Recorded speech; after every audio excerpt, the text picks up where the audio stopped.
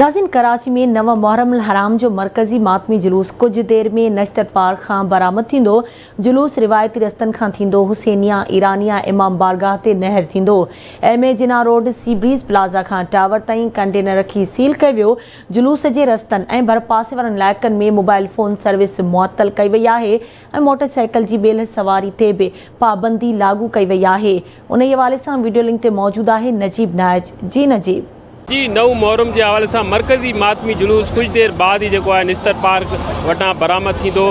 वॾो तादाद है मोमिनीन जो जेके हिते गॾु थियनि पिया, जंहिंमें औरतूं ॿार ऐं वॾी उमिरि वारा माण्हू भी शामिल आहिनि। सिक्योरिटी के हवाले से इंतहाई सख़्त कदम कया विया आहिनि। सिक्योरिटी इदारनि पारां 5000 खां वधीक जेको आहे पुलिस एहलकार मौजूदु आहिनि। उनखां अलावा 80 जे लॻभॻि सीनियर ऑफिसर पुलिस जा उहे मौजूदु आहिनि। रेंजर्स जा एहलकार भी हिते वॾी तादाद में मौजूदु आहिनि। उनखां अलावा जुलूस जी जेकी पहिरीं लेयर में जेकी सिक्योरिटी आहे उहे स्काउट्स संभाले रहिया आहिनि। लेडीज़ पुलिस एहलकार भी हिते मौजूदु आहे। उनखां अलावा वॉक थ्रू गेट ज़रिए माण्हुनि खे चेकिंग बाद हिते अंदरि अचणु ॾिनो पियो वञे। उनखां अलावा कोरोना जे हवाले सां हिते SOPs ते भी जेको आहे सिक्योरिटी इदारा केतिरे हद ताईं जेको आहे अमल कराइनि पिया।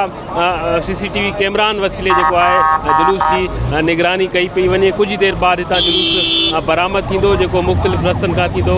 इमाम बारगाह हुसैन ईरानिया ते नहर थींदो।